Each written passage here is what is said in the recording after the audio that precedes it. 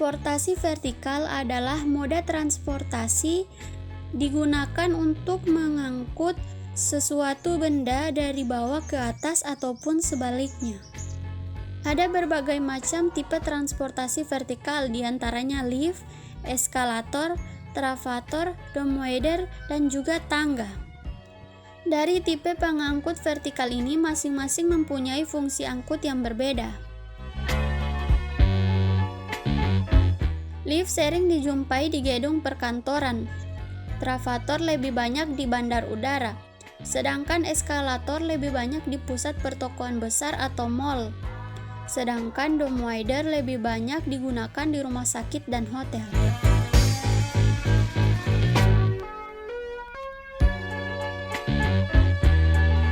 Lift bergerak secara vertikal untuk membawa orang, barang, peralatan, maupun muatan dari satu tingkat ke tingkat yang lain. Biasanya, elevator digerakkan oleh motor penggerak yang diletakkan di bagian atas atau bagian bawah lift.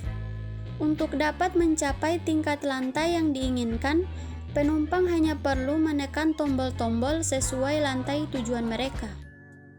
Dengan memanfaatkan elevator, pengguna akan mendapat keuntungan, seperti menghemat waktu dan tenaga untuk naik atau turun dari beberapa lantai. Bahkan hanya dibutuhkan dalam hitungan detik maupun menit saja. Pada dasarnya, komponen lift dibedakan menjadi 4 bagian utama.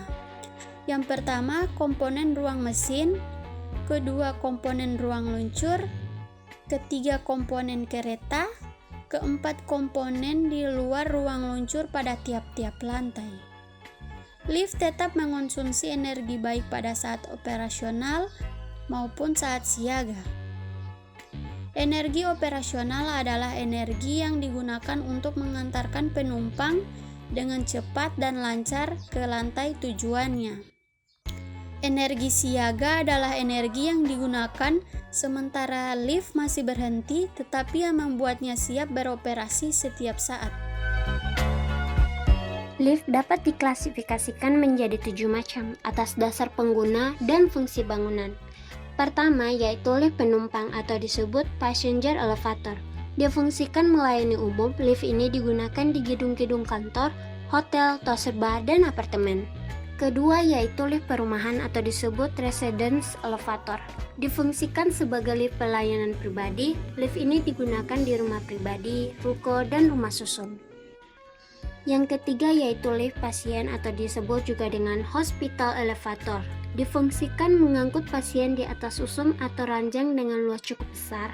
Lift ini digunakan di rumah sakit dan klinik. Keempat, yaitu lift pemandangan atau disebut observation elevator. Adalah lift penumpang dengan dinding kereta bagian belakang dengan sisi kiri dan kanan terdapat kaca tembus pandang untuk memandang keluar bangunan. Lift ini banyak dipasang di hotel, selain itu juga lift terdapat pada kantor dan apartemen. Yang kelima, yaitu lift mobil atau disebut juga dengan automobil elevator. Adalah lift barang dengan ukuran kereta cukup dalam untuk mengangkut mobil di gedung parkir atau disebut parking lot. Biasanya pintu kereta dipasang di muka dan di belakang untuk memudahkan arus sirkulasi keluar masuk. Yang keenam, yaitu lift penyandang cacat. Adalah lift penumpang yang dilengkapi dengan sarana untuk mempermudah penyandang cacat menggunakannya.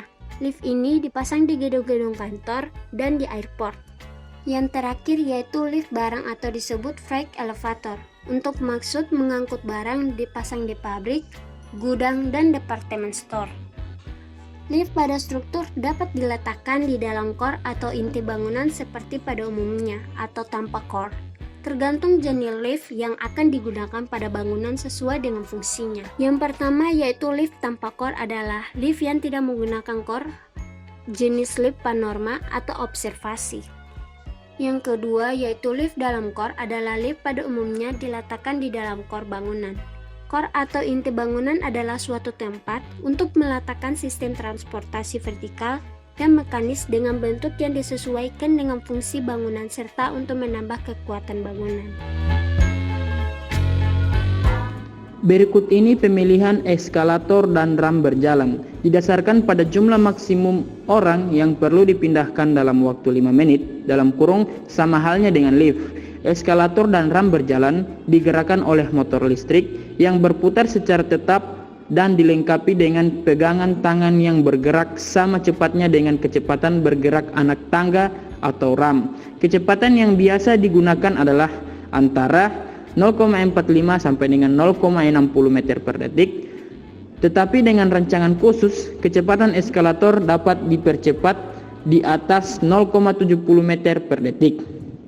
Eskalator hanya mempunyai dua jenis jalur tunggal dalam kurung untuk satu orang berdiri dengan lebar 60 cm sampai dengan 80 cm dan jalur ganda untuk dua orang berdiri bersamaan dalam satu anak tangga dengan lebar 100 cm sampai dengan 120 cm. Kemiringan maksimum yang dapat diterima adalah 35 derajat dengan ketinggian maksimum 20 meter. Berikut ini 3 macam tata letak eskalator yang sering digunakan: bersilang, sejajar dengan arus manusia, dan sejajar dengan arus manusia menerus. Tangga adalah suatu konstruksi yang digunakan untuk menghubungkan dua tingkat vertikal. Berikut spesifikasi tangga. Lebar tangga ditentukan dengan menyesuaikan jumlah pengguna yang akan melintas dalam waktu bersamaan. Misalnya, A. Untuk pengguna tangga dominan satu orang, maka ukuran lebar tangga yang ideal adalah 70-80 cm. B.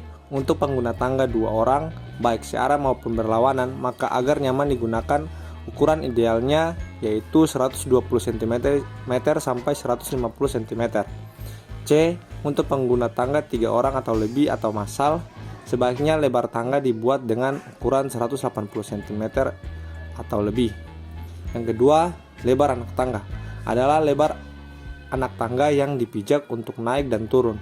Lebar anak tangga harus melebihi lebar telapak kaki orang dewasa, standarnya 27-35 cm. Hal ini diperlukan supaya tangga nyaman dipijak. Berikut ini lebar anak tangga yang nyaman untuk orang Asia. A. Jika rumah pribadi, buat lebar anak tangga yaitu 27 sampai dengan 30 cm. B.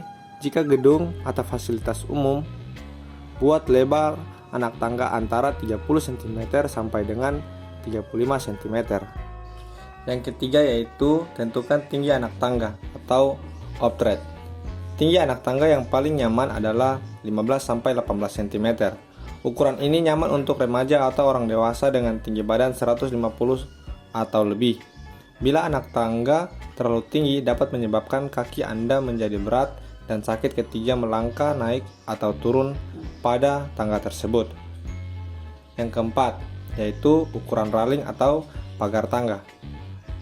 Pemasangan raling diperlukan bila tangga memiliki lebih dari 5 anak tangga.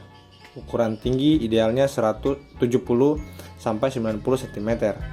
Karena berfungsi sebagai pengaman, maka perhatikan juga jarak antara batangnya.